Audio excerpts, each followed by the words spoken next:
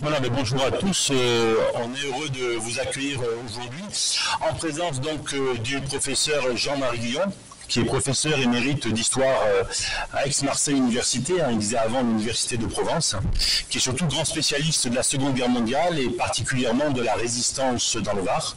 Donc j'ai eu l'occasion d'échanger avec lui à la fois sur son parcours d'historien, mais aussi évidemment sur cet événement, sur la Seconde Guerre mondiale et le débarquement, puisque nous fêtons cette année le 80e anniversaire donc, du débarquement de Provence.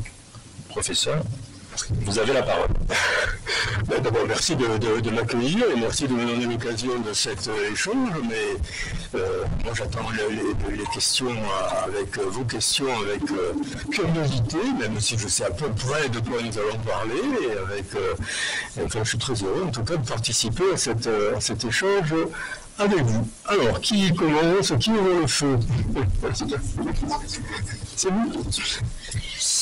Donc bonjour, pouvez-vous nous dire d'où est venu ce goût pour l'histoire et cette volonté d'en faire votre métier? Ça c'est venu de tout gosse, comme souvent, vous savez, je me suis toujours intéressé au passé, alors peut-être un peu bercé par les récits d'un grand-père. J'ai eu la chance d'avoir un grand-père bavard à la fois, mais passionnant, et qui avait un passé assez riche, relativement riche. Puis ensuite, j'étais au lycée du Nord-Ville à Toulon, à partir de la 6e. À l'époque, il n'y avait pas de séparation entre collège et lycée. Et l'histoire a toujours été un de mes points forts. Par conséquent, c'était ma meilleure matière, pour tout dire, je n'étais pas du tout scientifique, hélas, je n'en tirais aucune gloire, mais c'était comme ça, j'étais très mauvais en anglais, là aussi, ça m'a porté préjudice ensuite dans ma carrière, mais parce que l'anglais, hélas, c'est devenu indispensable pour tout. Mais bon, l'histoire, c'était ma meilleure matière, par conséquent, après le bac, parce qu'il s'est agi pour moi de choisir une licence, ça a été naturellement la licence d'histoire, sachant que je ferais ensuite enseignant, parce qu'à l'époque, comme aujourd'hui d'ailleurs, il n'y avait pas beaucoup d'autres possibilités, aujourd'hui un peu plus, mais à l'époque, on commençait l'histoire pour devenir enseignant. Voilà. C'est qui? Et quel a été votre parcours de formation? Mon parcours de formation, par conséquent, c'est une licence d'histoire à Aix. J'ai fait une maîtrise, à l'époque il y avait des maîtrises, aujourd'hui c'est devenu les masters, vous savez. On fait une maîtrise qui était un travail de recherche plus consistant, un premier travail de recherche plus consistant que les masters d'aujourd'hui. Et je voulais faire avec des camarades, on avait fait un groupe de travail, un groupe de recherche, et on a travaillé sur les syndicats agricoles et les coopératives, notamment les caves coopératives dans le Var. Parce que le Var a été un département pionnier. En 1914, c'est le département de France qui compte le plus de caves coopératives. Et dans l'histoire de la viticulture, c'est tout à fait important. Ce sont des producteurs indépendants qui se sont associés pour faire le vin eux-mêmes et essayer de le vendre mieux. Donc c'était un effort d'organisation tout à fait important, un travail qui m'a beaucoup intéressé, donc qui a fait que conforter mon désir de continuer dans l'histoire. Et puis ensuite, forcément, les concours de renseignement, notamment la question d'histoire, et après je suis devenu produit, évidemment, dans l'enseignement secondaire. J'avais absolument aucune vocation à devenir universitaire. Je n'avais pas de projet de recherche particulier, mais dès que j'ai commencé à travailler, j'ai voulu, à côté de l'enseignement, qui me plaisait, pas de problème, j'ai voulu faire de la recherche pour faire autre chose à côté.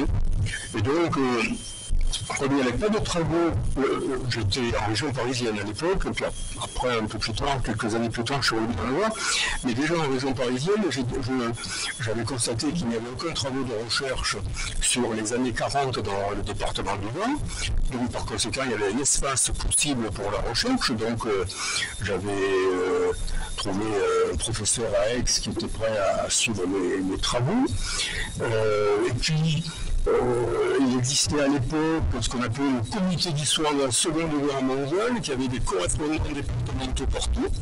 Et le correspondant du Var prenait sa retraite, il y avait une place qui était par conséquent libre, je suis devenu correspondant du comité d'histoire. Donc voilà comment j'ai commencé mes recherches, et puis celles-ci se sont développées, les travaux ont été appréciés au sein du comité d'histoire, puis de l'Institut d'histoire du temps présent. Et après, je suis arrivé à un moment de ma carrière où j'étais un peu écartelé entre la recherche et l'enseignement. J'étais prof de collège, je n'avais pas demandé à être prof de collège, je volontiers d'enseigner en lycée, mais vous savez, l'éducation nationale vous a fait un truc. Voilà.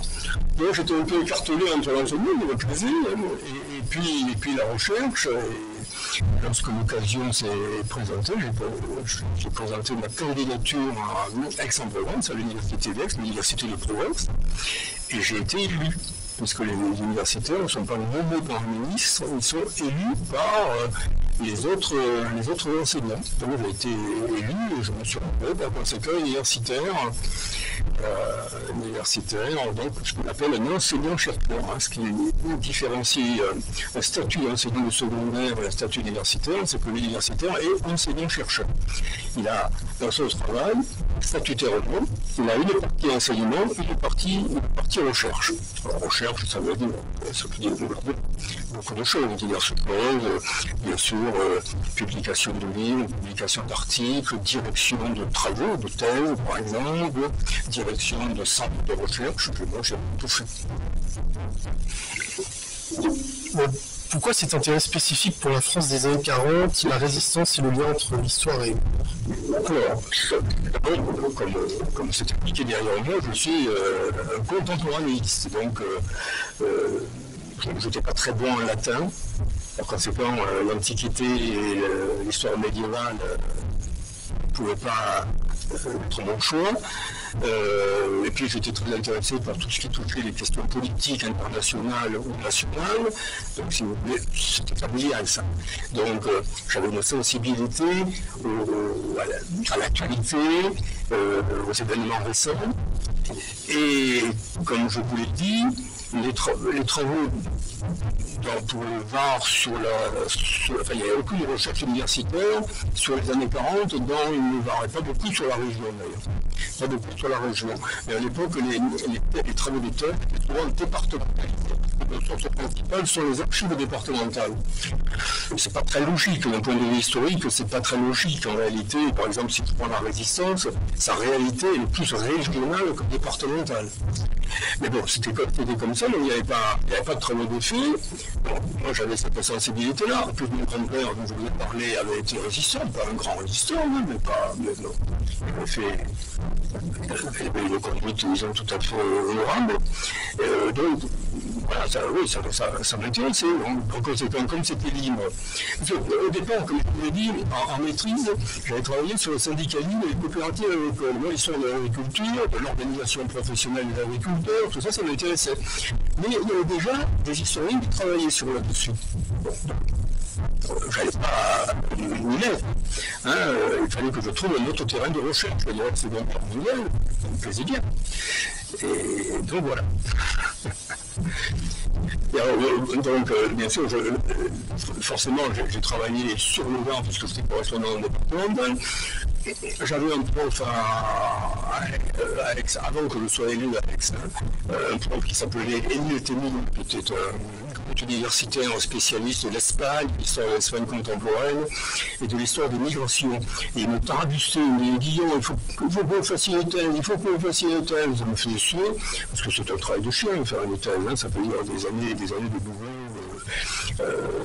Voilà, on fait que ça, pratiquement. Donc, j'étais pas très chaud, puis finalement, j'ai cédé, j'ai accepté. Ça a été la carte d'entrée pour être universitaire, il faut avoir une thèse de métier. Et c'est grâce à lui, finalement, que je m'y suis forcé. Donc, j'ai travaillé sur le département du Var. Et puis, comme je vous disais, on ne peut pas travailler sur un département, c'est gentil, mais ça n'a pas grand sens. Il faut qu'on sache ce qui s'est passé dans la région, il faut qu'on sache ce qui s'est passé dans la nation, bien sûr. On ne peut pas se limiter à un département. Et donc, mon horizon de recherche s'est élargi et par conséquent, voilà, j'ai travaillé au-delà du Nord, si vous voulez, et puis au-delà de la Seconde Guerre mondiale, parce que quand on est universitaire, on n'a jamais un seul terrain de recherche, on en prend d'autres. Donc, notamment les questions de mémoire collective, qui sont assez liées à l'histoire contemporaine, et puis l'histoire de la Provence contemporaine, puisqu'il n'y a pas la Provence contemporaine, c'est 19e, 20e, même 21e, puisqu'il y a un monde qui travaille sur l'histoire contemporaine de la Provence. Petit à petit, on élargit les champs de recherche, même si la Seconde Guerre mondiale est restée, plus exactement, mon terrain principal, celui sur lequel je travaille encore, et celui sur lequel, dans le petit milieu d'historien, je suis Bonjour, alors j'ai une question pour vous. Vous avez déjà commencé un petit peu à y répondre, si vous pouvez développer un peu plus. Pourquoi avoir quitté l'enseignement secondaire pour aller vers le supérieur ? Je vous l'ai dit, c'est pas du tout que j'en avais marre des élèves, pas du tout, mais je trouvais beaucoup de plaisir. Alors c'est que ça peut vous paraître curieux pour quelqu'un qui va devenir ensuite prof de fac, prof d'université, et j'avais beaucoup de plaisir avec les petits sixièmes. Parce que les sixièmes, le poste de classe adorable, on leur apprend tout. Hein, c'est formidable. Après, dès que vous grandissez, dès la quatrième, notre vie, ça devient moins intéressant. Vous êtes plus pénible les élèves. Après, le lycée, c'est autre chose. Mais j'ai jamais, l'éducation nationale m'a jamais affecté un lycée. Donc, quand je suis passé du collège à l'université, si vous voulez, c'est un parcours. Ça se fait plus aujourd'hui. Hein. Aujourd'hui, c'est des parcours ici, même à l'époque où ça, très peu nombreux d'avoir ce parcours-là. Donc, j'ai pas quitté l'enseignement secondaire, parce que j'en avais assez, mais tout simplement, je vous ai dit, j'avais une quarantaine d'années, donc je suis rentré à l'université à 7 ans. Et donc, il fallait faire un choix. Soit je continuais la recherche et il me fallait un autre statut, parce que j'étais un peu bloqué. Dans le secondaire, il y a eu cette opportunité, donc je l'ai saisie. Puis vous savez, 40 ans, une quarantaine d'années, c'est le moment où on peut se réorienter. Après, c'est peut-être un peu tard. Donc, parce que le travail d'universitaire et le travail de secondaire, ce sont deux travaux différents. Hein, c'est pas le même métier, si vous voulez. Donc, c'était un pari, un challenge. Voilà. Mais c'était notre métier, c'est une autre ambiance. Alors que dans le secondaire, on n'est pas du tout en concurrent. Dans le domaine universitaire, on est déjà en concurrence entre centres de recherche, éventuellement entre chercheurs. Pas force. On a d'excellents collègues avec qui on travaille. J'ai toujours essayé de souder les gens. Mais enfin, parfois, on est un peu décontenancé par certains égouts. Mais bon, dans le privé, c'est pareil. C'est comme ça. Alors, bonjour. Bonjour. En cette année des 80 ans de débarquement, pouvez-vous revenir sur le débarquement de Provence et son importance ? Alors, je suis content que vous posiez cette question, parce que c'est vrai que ce qui s'est passé en Provence à l'été 44, donc le 15 août, c'est le débarquement de Provence, entre le 21 août et le 28 août, c'est la libération, c'est les batailles de Toulon et de Marseille.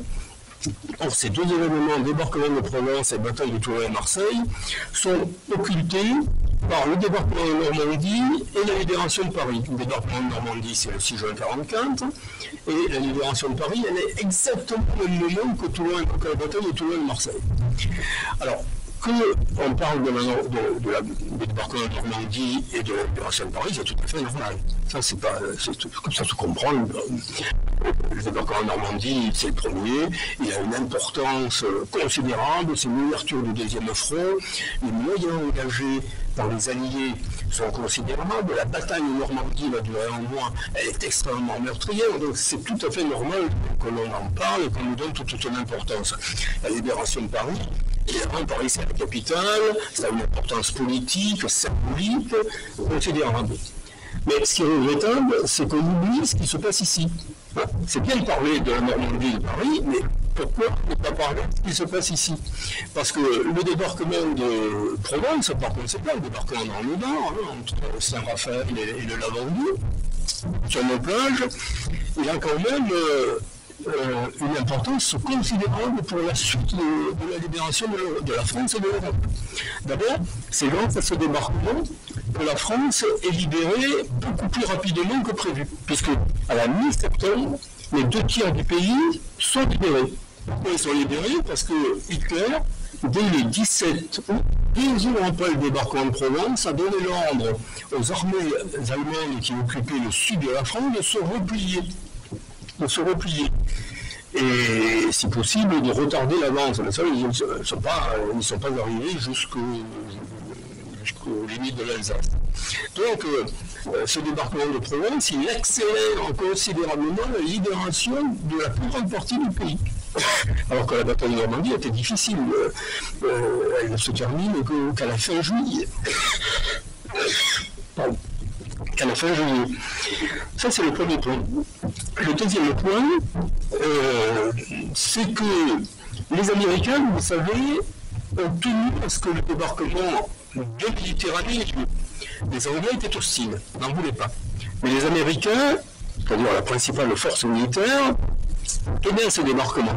Et pourquoi les Américains tenaient-ils à ce débarquement? C'est parce que pour la suite de la bataille de l'Europe, la libération de l'Europe, il leur fallait des ports à eau profonde, c'est-à-dire des ports où leur bateau déchargeait les hommes et les matériels. Ces ports n'existent pas sur l'Atlantique ou dans la Manche. Donc, Marseille, le port en eau profonde par exemple, c'est Marseille. Donc, il leur fallait, d'un point de vue pour l'approvisionnement de leur armée, il leur fallait Toulon, Marseille, le port de Digne, ces grands ports. Et c'est important. D'ailleurs, après le débarquement de Provence, les Américains l'ont créé. Est-ce que vous connaissez peut-être la gare TGV-X, plan de campagne, commercial de plan de campagne? Et bien là, les Américains ont créé à partir de septembre 1944 jusqu'en 1948 une véritable ville américaine sur plusieurs dizaines d'hectares, avec des bâtiments, un théâtre, tout ce que l'armée américaine. Parce que c'était la grande qui approvisionnait l'armée américaine en Europe. Près de la moitié de l'approvisionnement de l'armée américaine en Europe est passé par là. C'est tout à fait considérable. Ça veut dire l'importance de Marseille et donc l'importance d'avoir le débarquement ici. Et puis il y a une troisième raison qui pour les Français est encore plus importante, c'est que vous savez que le 15 août, ce sont les Américains qui débarquent. Les Français, ils sont très peu nombreux. En Normandie, il n'y en a pas de Français. Il y en a 200 sur des dizaines de milliers d'Américains, Britanniques, Canadiens. Donc zéro. En province, le 15 août, il y a à peu près 1 millier de Français sur 50 000 Américains. Qui sont parachutés, qui débarquent. Mais l'armée française, elle débarque à partir du 7 août. Parfois on dit que les Français ont participé au débarquement. Non, le débarquement est fait par les Américains surtout, principalement les Américains. Mais les Français débarquent le 16, c'est l'armée du général Delattre. Or, les Français et les Américains se sont répartis les objectifs. L'objectif des Américains qui débarquent le 4 août, c'est de contrôler la route nationale 7, c'est-à-dire une autoroute qui va de Aix-en-Provence à Nice. Pourquoi cette autoroute, à l'époque il n'y avait pas l'autoroute, cette route nationale est essentielle parce que c'est par là qu'on peut gagner la vallée du Rhône. Et la vallée du Rhône, c'est évidemment la seule d'accès aux frontières de l'Allemagne et à la France. C'est essentiel. Donc, les Américains, le 15 août, leur objectif, c'est la nationale 7. C'est pour ça qu'ils ont choisi de débarquer sur la côte du Nord, d'ailleurs, entre autres raisons. Mais les Français, ils ont pour objectif de conquérir Toulon et Marseille. Et j'ai dit l'importance de Marseille tout à l'heure. Donc, c'est les Français seuls, dans la diversité de l'armée française, une armée de l'Empire colonial. Donc il y a toutes sortes de statuts d'origine dans cette armée. Il y a la résistance qui représente avec peu de moyens, mais qui est présente. Et donc ce sont les Français seuls qui vont assurer les batailles de Toulon et de Marseille, qui sont les batailles les plus meurtrières et les plus difficiles dans le Midi. Le débarquement s'est réalisé beaucoup plus facilement qu'on le pensait. les Allemands ont opposé une résistance relativement faible. Donc les pertes américaines, le 15 août, elles sont très faibles finalement. La majorité des Américains ou des Britanniques qui meurent, c'est par suite d'accidents, notamment d'accidents de planeur. Près de 450 hors de 1000 euros de combat par suite d'accidents de planeur.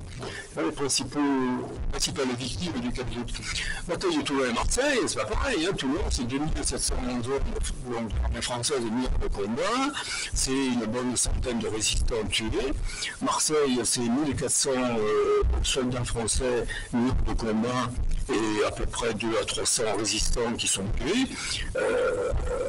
C'est pas tout à fait négligeable. Alors, ces batailles sont importantes. Pourquoi? Parce que en Normandie, il y a peu de Français.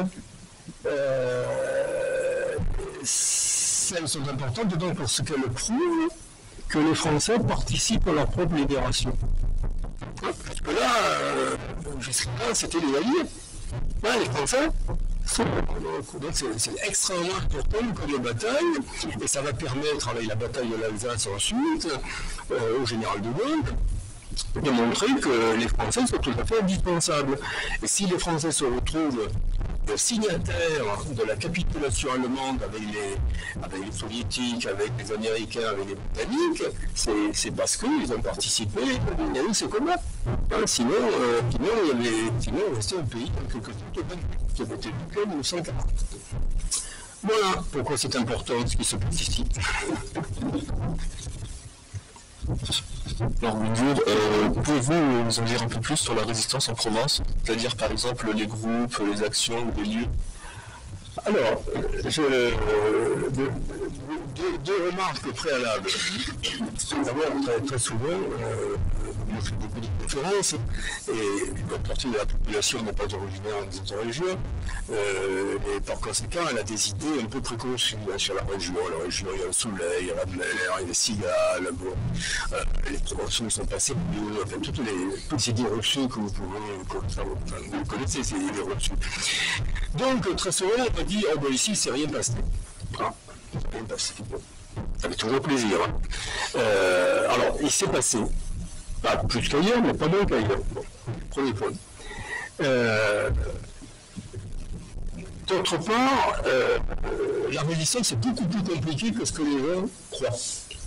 Les gens ont souvent, tout est normal, ils ont souvent une idée un peu sommaire, un peu schématique de la résistance. C'est très compliqué parce qu'il y a beaucoup de groupes différents, d'origines différentes, qui ne se connaissent pas forcément entre eux, qui parfois se concurrencent aussi. Donc c'est compliqué. Alors, répondre à la question, je passerai tout l'après-midi et probablement la nuit qui suit, si je réponds complètement.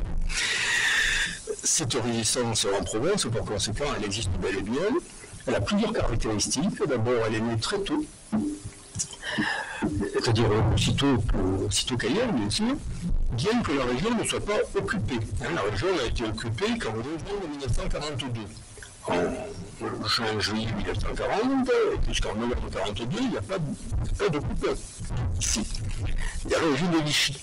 Donc cette résistance, elle se constitue très tôt contre le régime de Vichy et surtout contre la politique de collaboration du régime de Vichy.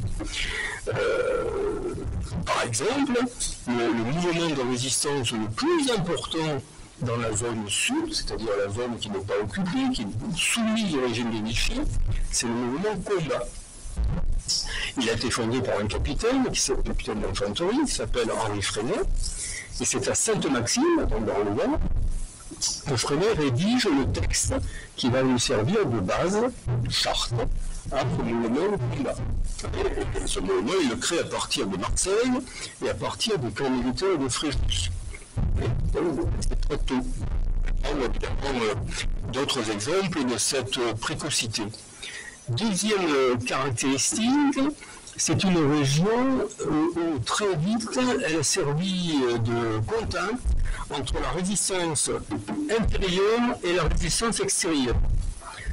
Par quel moyen? Par des liaisons maritimes clandestines. C'est une des caractéristiques. Ces liaisons ont commencé en 1942, donc ça se faisait nuitamment avec soit des sous-marins, soit des chalutiers avec des équipages polonais. Et c'était les Britanniques qui organisaient ces liaisons. On débarquait des agents britanniques qui allaient monter des réseaux de résistance, ou aider des réseaux de résistance, et on embarquait des résistants français pour les mener à Londres. En 1943, ça a continué pendant des liaisons par sous-marin à partir de la presqu'île de Saint-Tropez. Les liaisons précédentes, c'était les calanques de Cassis qui servaient de base, et puis l'Estérel également, et la baie d'Antibes, dans les Alpes-Maritimes. En 1943, c'est la presqu'île de Saint-Tropez, avec des liaisons par sous-marin, auxquelles participaient d'ailleurs les marins résistants. Il n'y en avait pas beaucoup, mais il y en avait quand même quelques-uns, de tout le monde. Et en 1944, ces liaisons, toujours clandestines, vont continuer entre la Corse, qui était lignée en septembre-octobre 1943, et la presqu'île de Saint-Tropez aussi, c'est sauvé par Baudette. Voilà une autre particularité de cette résistance. Bien sûr, il y a le maquis. Un des premiers maquis, la Provence a eu des maquis aussi, plutôt qu'ailleurs. Les maquis, bon, parfois vous direz, il y a le maquis en 1942, c'est une blague, il n'y a pas de maquis en 1942. Les premiers maquis, ils naissent à peu près tous, à une exception près, ils naissent tous en printemps 1943, mois de mars 1943. Pourquoi? Parce que les maquis sont liés à l'instauration du service du travail obligatoire. Vous savez, c'est le jeunes travailler en Allemagne. Bon, à partir du moment où on oblige les jeunes à partir en Allemagne, ça s'est fait en février 1943, le premier départ c'est le début mars, il y a des jeunes qui ne veulent pas y aller. Et c'est ce qu'on appelle les réfractaires au SCE, ils vont constituer les maquis avec des militants de la résistance pour chasser, qui vont les encadrer. On a eu un premier maquis dans le Var tout à fait important, un maquis régional, un recrutement régional, le massif des Morts. Peut-être que vous connaissez la Chartreuse de la Verne.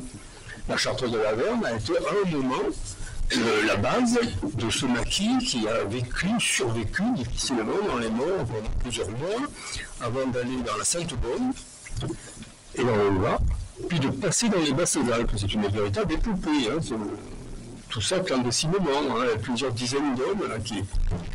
Et puis vous avez aussi un maquis très précoce autour du massif du Vaucluse, dans le Vaucluse. Donc on a des maquis très tôt, beaucoup de maquis après dans ce qu'on appelait les Basses-Alpes, les Alpes de Provence. Bien sûr, il y a eu des parachutages, la zone de parachutage d'armes et d'hommes, la plus importante du milieu méditerranéen, elle est dans le Vaucluse, près du Vaucluse, ce qu'on appelle les monts du Vaucluse. Secteur du plateau d'Albion et de Sceaux. En tout cas, ici, il y a une quantité de réseaux de renseignement. Évidemment, la région elle a une importance géostratégique. Elle sert de Toulon, le port de Toulon, le port de Marseille, la zone future du débarquement. Vous comprenez que les Alliés veulent être renseignés sur les défenses allemandes, sur les défenses italiennes d'abord, puisqu'on est occupé par les Italiens, puis les défenses allemandes. Ils veulent se renseigner sur ceux qui travaillent et qui aident les Allemands. Ils veulent se renseigner sur la résistance. Il y a une quantité de réseaux de renseignement. Et ça, c'est un aspect de la résistance qu'on oublie souvent, parce qu'un agent de réseau de renseignement, c'est quelqu'un qui ne se fait pas remarquer. Il fait rien de spectaculaire, il fait son boulot. C'est le cheminot qui regarde les trains qui partent, où ils vont, ceux qui transportent, leur numéro, qui ensuite est contrôlé, ou qui repèrent des bateaux qui viennent dans le port, le bateau allemand qui vient dans le port de Toulon, vous voyez. Donc, par nature, ce sont des actions qui restent tout à fait discrètes. C'est un aspect tout à fait important, et puis il y a beaucoup de gens de réseau qui ont payé très cher leur engagement, comme dans le maquis aussi. Donc, vous voyez, c'est une résistance extrêmement diverse que nous avons dans le Var et en Provence en général, autour de quatre ensembles. Un premier ensemble que l'on appelle la résistance gaulliste, qui est rattachée au général de Gaulle, et dont la principale organisation s'appelle les mouvements unis de la résistance. J'ai parlé de combat tout à l'heure. Un combat est un élément du mouvement uni de la résistance, avec le service paramilitaire, qu'on appelle l'armée secrète, etc. D'autres services. Ça, c'est un premier ensemble, c'est l'ensemble dominant. Et puis avec une presse clandestine, bien sûr. Puis après, vous avez la résistance communiste, tout à fait importante, qui est en pleine montée en puissance en 43-44, avec des maquis, avec la sécurité clandestine, le syndicalisme clandestin, tout à fait important par exemple à la Seine, au chantier de la Seine, comme les autres établissements de la métallurgie provençale. Donc, deuxième ensemble de résistance, avec comme groupe armé les FTP, donc vous avez peut-être entendu parler. Les FTP MOI, c'est Manouchian à Paris, il y avait des MOI ici, bien sûr. Et troisième ensemble de résistance, un peu moins important que les autres, c'est celui qui constitue l'organisation de résistance de l'armée. Troisièmement, un peu plus tardivement créé, rattaché à Alger. Alger n'étant pas tout à fait Londres, c'est-à-dire c'est pas la résistance gaulliste, c'est la résistance girodiste, c'est autre chose. Mais c'est tout à fait important dans notre région. Et puis quatrième ensemble, cette nébuleuse des réseaux de renseignement. Donc, se repérer là-dedans pour le grand public, c'est pas facile. C'est pas facile. Souvent, on est un peu perdu par les signes. Il y a beaucoup de signes. Voilà. Donc, c'est un peu la difficulté. Mais c'est un ensemble extrêmement divers, avec des hommes et des femmes, bien sûr, avec des gens de milieux divers, d'origine politique, d'origine sociale, profession, bien sûr, tout à fait différentes. Alors, parfois ils sont complémentaires, parfois ils sont concurrents.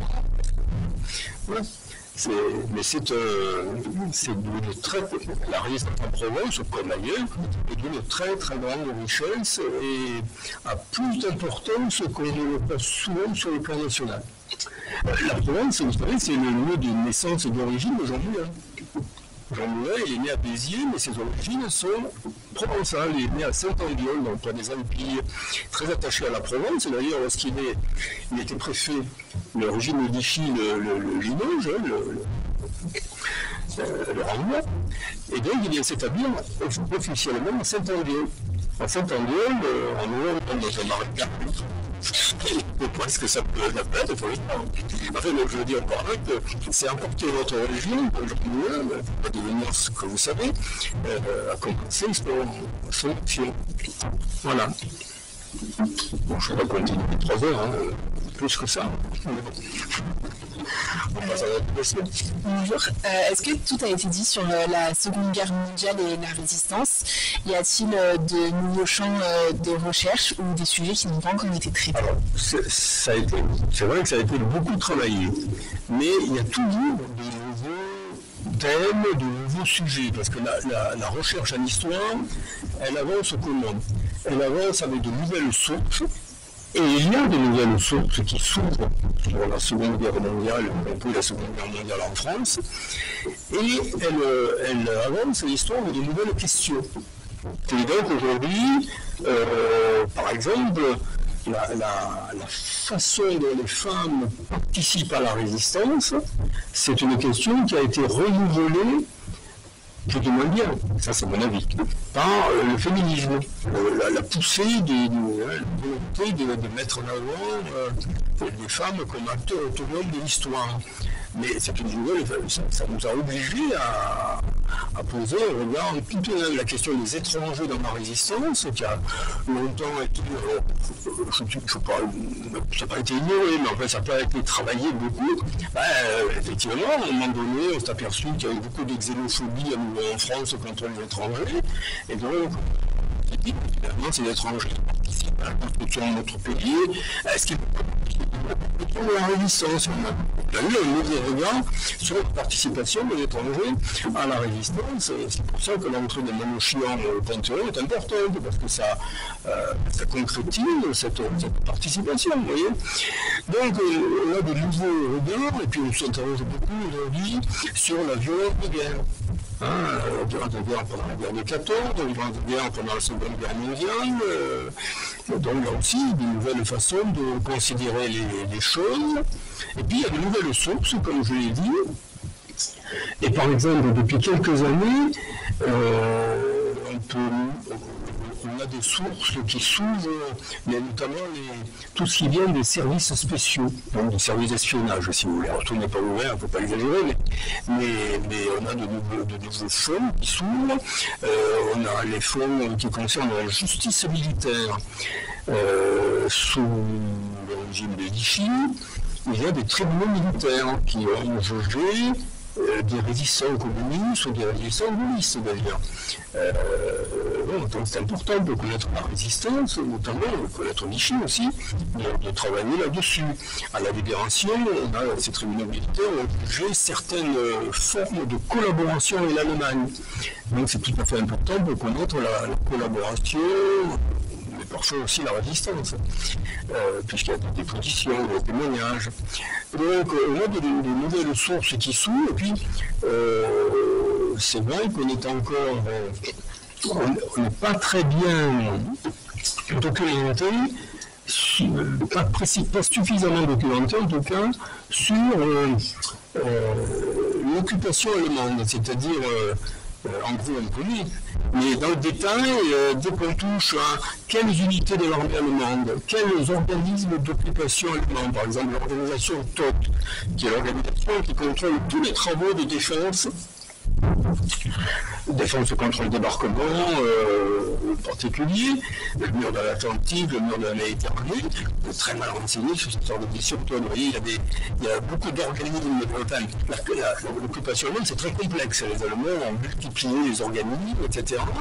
Et donc là, le problème, c'est que les sources allemandes sont très dispersées en Allemagne. Beaucoup ont été détruites, évidemment, au cours des événements aussi, et il faut être journaliste, bien entendu. Mais là, il y a encore des champs de recherche tout à fait importants. L'occupation italienne, tout le sud-est de la France et la Corse ont été occupés par les Italiens entre novembre 1942 et septembre 1943. L'occupation italienne, il y a quelques travaux de fait, mais en fait, il y a des choses à faire sur l'occupation italienne. Il faut aller voir les sources à Italie, bien sûr. Bref, oui, il y a encore du travail. Et puis, pour la libération, on a très peu travaillé sur la reconstruction. Reconstruction de Toulon, reconstruction des villes, tout le littoral avait été détruit. Pour des raisons de défense, les Allemands ont détruit toutes les maisons qui étaient sur le bord de mer, les bombardements ont fait beaucoup de dégâts, toute la frontière avec l'Italie a été très touchée par la destruction. Tout le champ, là, les recueils sur la reconstruction, il n'y a pas beaucoup été travaillé. Par conséquent, il y a des choses à faire. Mais retenez, l'histoire elle avance à une nouvelle source, une nouvelle question. Question qui ont une nouvelle perspective.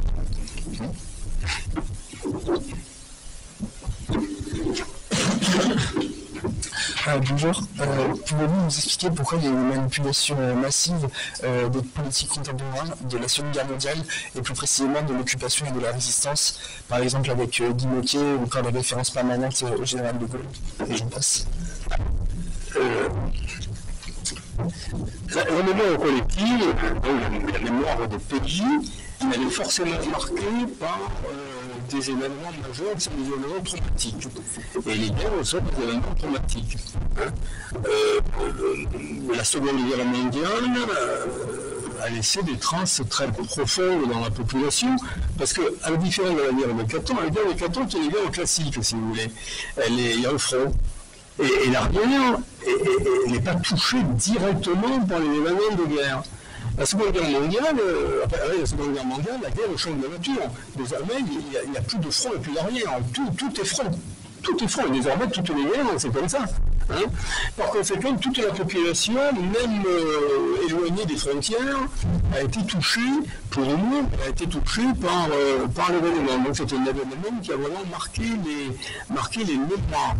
En même temps, plus que la Seconde Guerre mondiale, c'est une guerre qui oppose des valeurs, qui oppose des principes, qui oppose des systèmes politiques. Et par conséquent, non seulement la mémoire de l'événement est restée dans toutes les familles, enfin je ne sais pas si vous avez eu l'occasion de parler avec des personnes âgées, peut-être avec vos parents ou avec vos grands-parents, si vous les avez,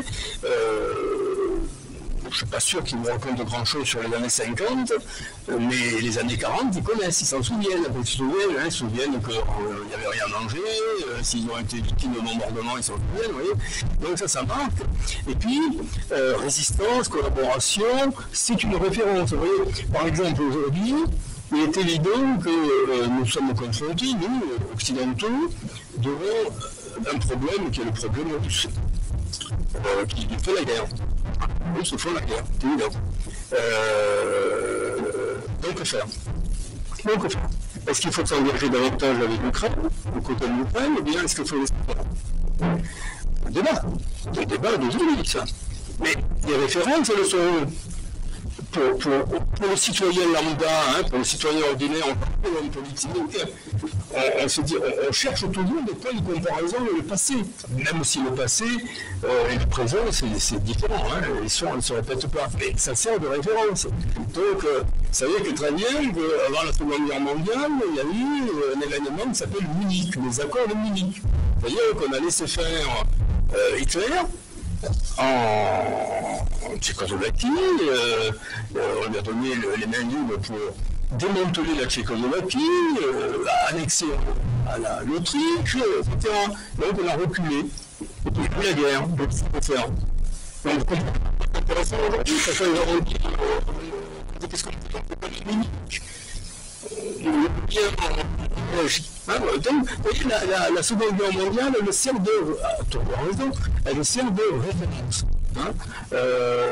Parce qu'elle a marqué les populations plus que d'autres, la guerre d'Indochine ou la guerre d'Algérie. Alors, la guerre d'Algérie, bien sûr, si on est originaire d'Afrique du Nord, on a été marqué, mais pour la métropole, on n'a pas été touché directement par la guerre d'Algérie et la guerre d'Indochine encore moins.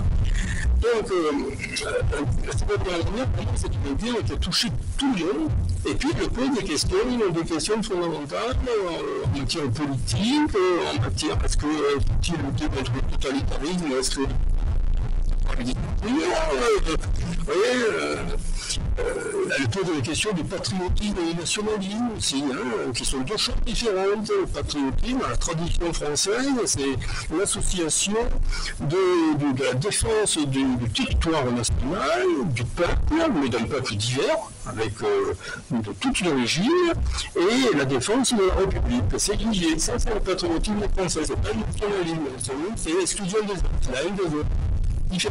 Le nationalisme, c'est le moteur des impérialismes. L'impérialisme russe, par exemple. Oui. Donc, tout ça, dans tous ces domaines,